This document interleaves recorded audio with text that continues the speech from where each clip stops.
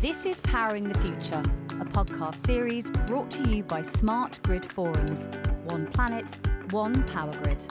Hello and welcome. Today we're tackling a common challenge in the energy sector, why technical teams and senior managers often talk past each other. Our guest is Ashley Boroda, communication coach and founder of Ashley Boroda Communication and Development. He's here to share how better communication, storytelling, and understanding personality types can bridge that gap and drive real results. Welcome, Ashley. Great to have you on the podcast today.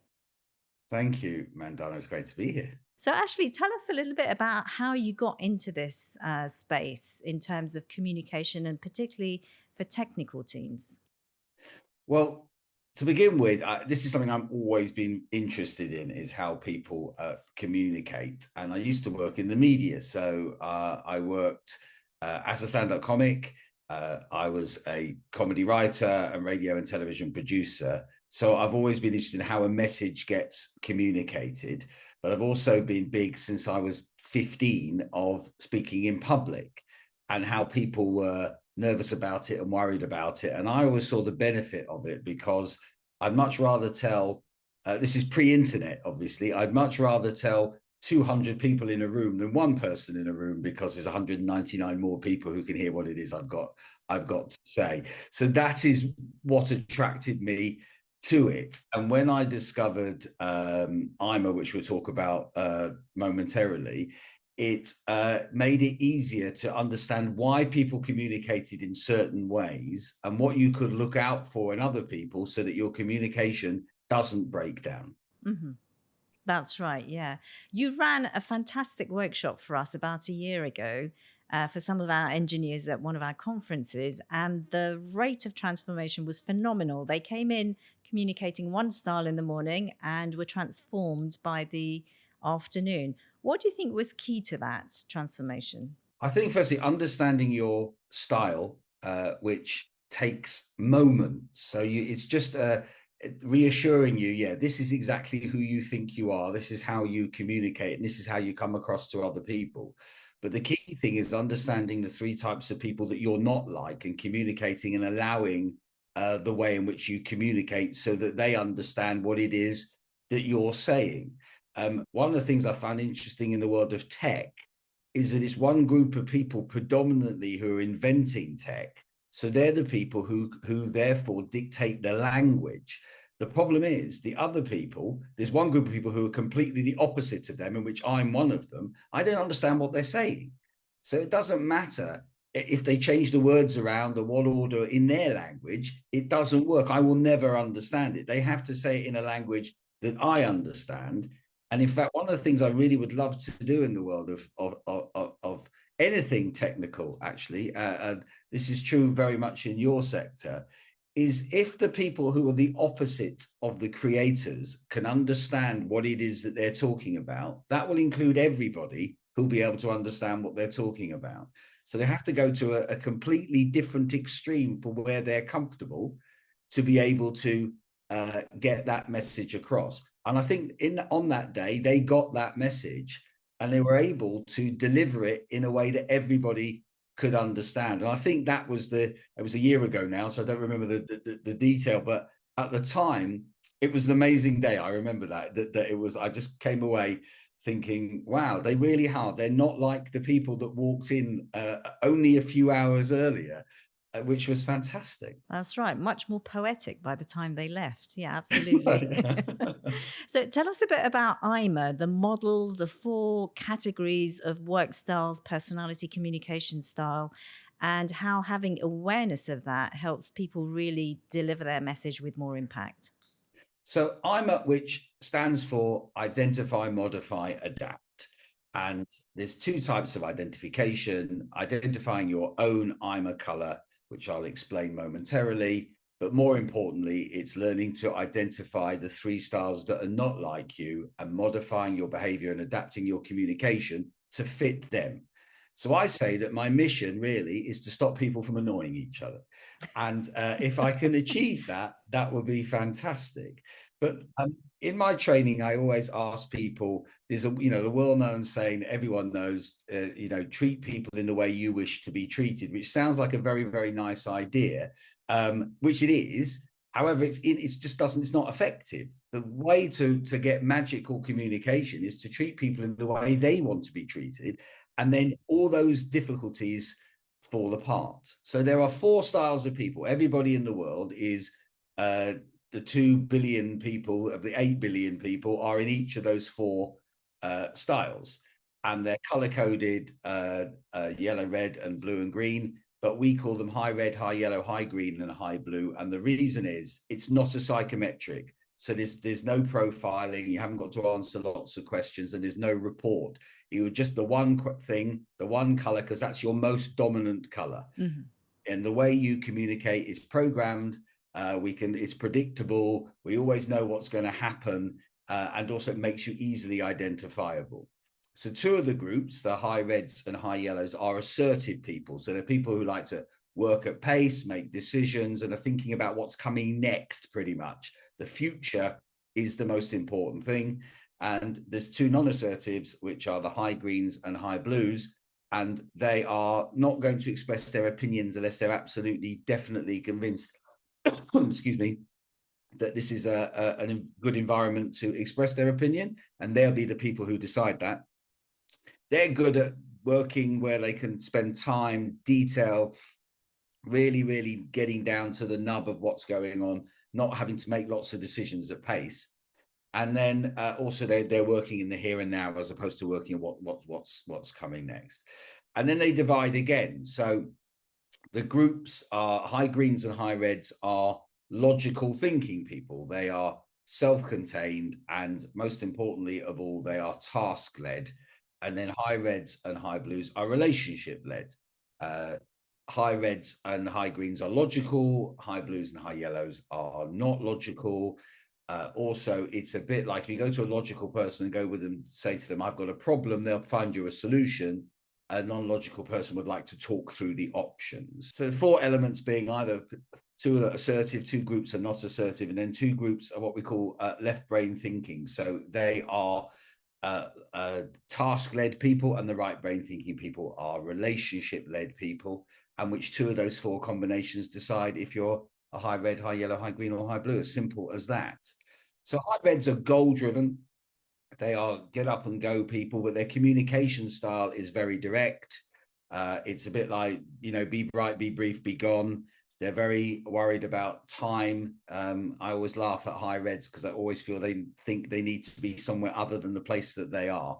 But they are great at getting things done. But when you're communicating with them, it's very direct, but that's how they communicate with you. So you recognize the fact that they're not necessarily being, some people think high reds are being rude to them when they're not. It's just the fact this is what they're in a hurry to do something. You might get a 1-word answer reply to your email and all those types of things. So high yellows are the other assertive group. They are right brain thinking. So they're very relationship driven. Very rarely would anybody say about a high yellow that they didn't notice they were in the room. It's very unlikely. They talk louder than everybody else. They like to talk to everybody. Their stock in trade is eye contact. So for the other 3 groups, if they don't want to talk to a high yellow, just don't look at them, and that will avoid the conversation that you could be stuck with for some time. And they are ideas driven. So they're constantly coming up with ideas. They want people on board. They want help. That's just how that's working, and they want to be helpful. High greens are then a non-assertive left brain thinking. They are absolutely the best people at detail, accuracy, getting things right. They in your sector, thankfully, there are lots of them because it wouldn't work without them. That's the thing. And technology is, we all enjoy digital technology, but what we have to understand is that without high greens, we probably wouldn't be using any. But without the other 3 colors, we probably wouldn't have heard of it yet because they'll still be making it better and carrying on to improve it. And high blues are amiable, friendly people, great at building networks. I think big organizations very big organizations wouldn't work without them. So they need people who love what they do, who stay where they are, and become an important connector for people, which high blues do really, really well. They just need some encouragement, reassurance that they're on the right lines, and as long as they know they're on the right lines, then they will thrive. In the power sector, what I've noticed is that, as you said, we have lots of high greens who are the engineers, carrying out the work, doing the detailed, attention to detail work. And then we have tended to have the middle managers tend to be high reds, but increasingly these days, high yellows are being hired into the very senior roles in order to interface with the public, with the media, with the regulators, and to communicate with impact externally. Now that's great. It makes perfect sense. But then we have this issue of how can the high yellow communicate effectively with the high green and vice versa. And so we have noticed in the last 10 years or so where the hiring of the senior management has changed, and we're getting a lot more relationship rather than technology led people in positions, that there is a communication gap. So opposites, what do you recommend in terms of opposites, greens and yellows communicating with each other? Firstly, I'm going to say how well they can work together if they learn how to communicate with each other. So if they learn that the other one's language, so I'm a high yellow, if I'm having to work with a high green, firstly, I'm going to have to slow down the pace in which I'm speaking. If I'm communicating in writing, I've got to stop being as quite sort of open and flippant as my emails look. The other thing about high yellows is we tend to, because of the idea of what's coming next is so important that while we're typing, we're thinking of the next thing as opposed to the thing we're meant to be typing. So that word often isn't in a sentence. And high greens will spot that. High yellows and high reds would never notice it. And high blues might, but they're not going to tell you. So it's the idea of communicating in a way they need communicating with. So if I were replying to a high green now, I would spend probably 10, 15 minutes longer than I would communicating with my own IMA color. So there is significant amount of detail and they have all the information that they need. And I don't use any approximities. So one of the things I've done when I've worked with companies helping them recruit high greens, we've learned that we don't put approximate. So, sometimes you get in a job advert, depending on experience, you might get paid between this range. They hate that. They want to know exactly what's on offer. I've even asked a high green once, if it was your dream job and it had that in the job advert, would you apply? And she said no. I was quite surprised by that. And then she told me a story about when she'd got a job and they agreed everything and they shook hands and they said, you start, a month today. And she said, what time do we start? And they said, you come in the office 8:39. And she said to them, but which? Right. So she needed to know exactly. Fair question.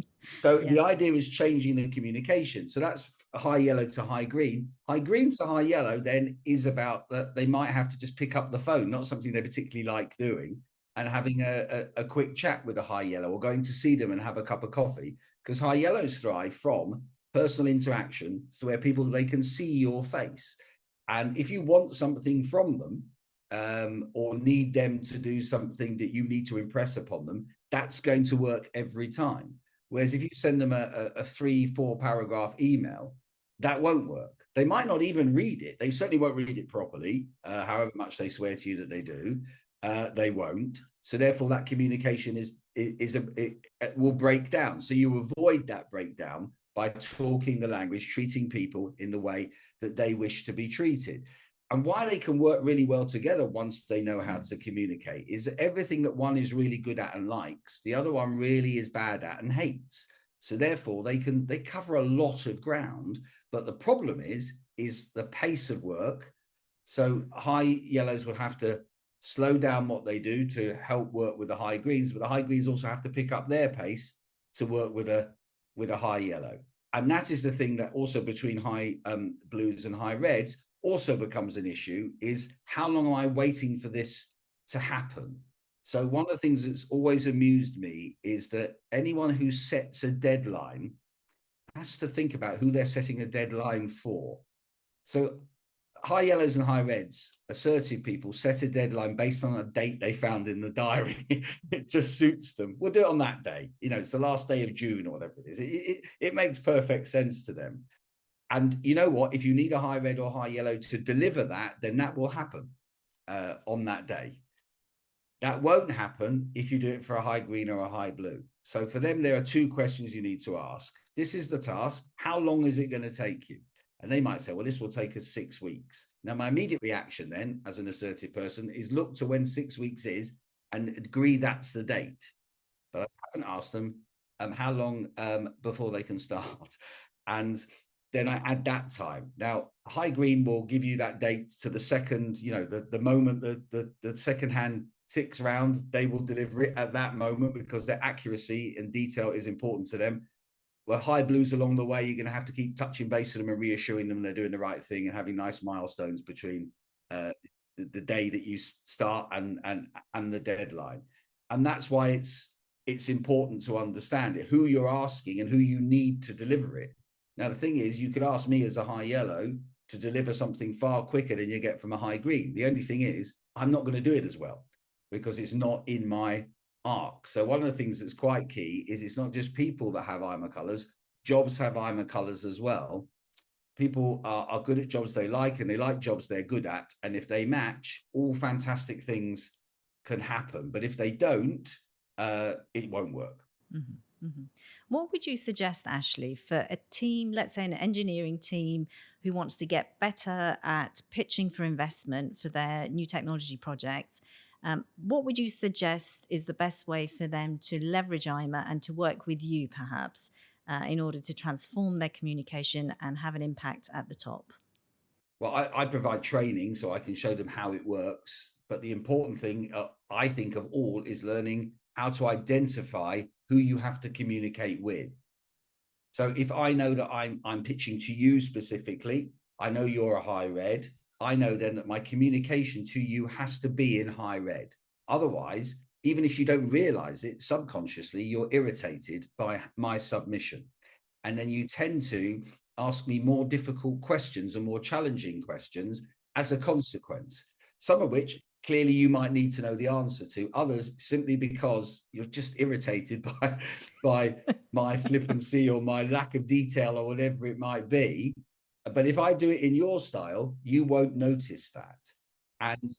And when I work with law firms, one of the things we've looked at is who's adjudicating your case.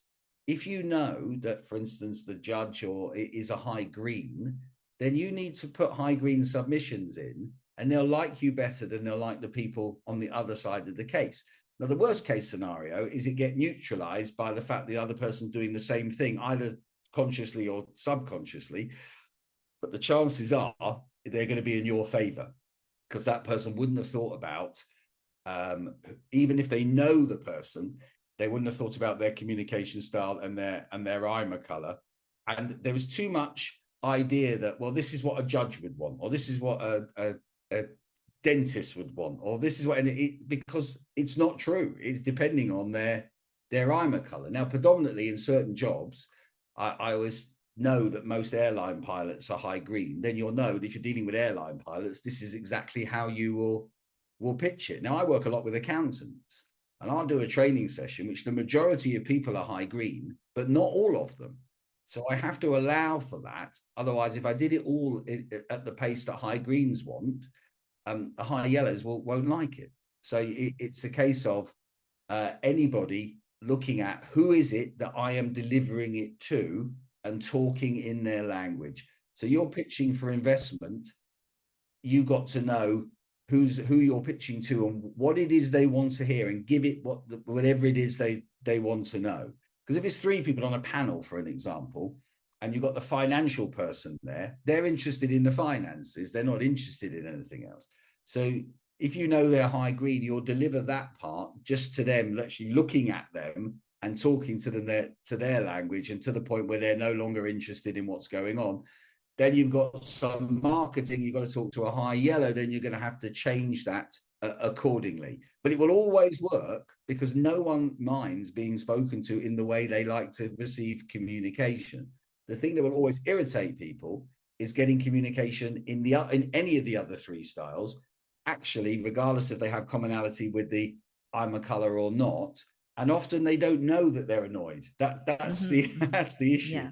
It's a subconscious quite often, and they'll just say, "Oh, well, that person, I don't think they're quite right," or worse, they'll invest in somebody or give somebody a job based on the fact that they are very good at communicating, rather than knowing what it is that they are talking about. And so if I go as a high yellow and pitch to another high yellow, I've got a really good chance of that being successful, because we are communicating in the same way. The only problem is I can't deliver that in that sector because I don't really understand it well enough. But a high green in that situation does, but they need to communicate it like I would communicate it for it to work. Great. All right, Ashley. Well, thank you so much for that overview and those insights. For any of our audience members who want to reach out to Ashley, we're going to have we'll have his contact details below, and they can reach out and find out more about how they can engage you to help transform their team communication. Thank you so much, Ashley. Have a good day. Thank you. Nice to see you, Mandana. Join us again next week as we unpack another big topic shaping the future of the power grid. Don't forget to subscribe on YouTube and follow us on LinkedIn. Until then, thanks for listening.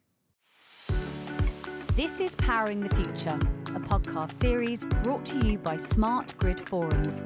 One planet, one power grid.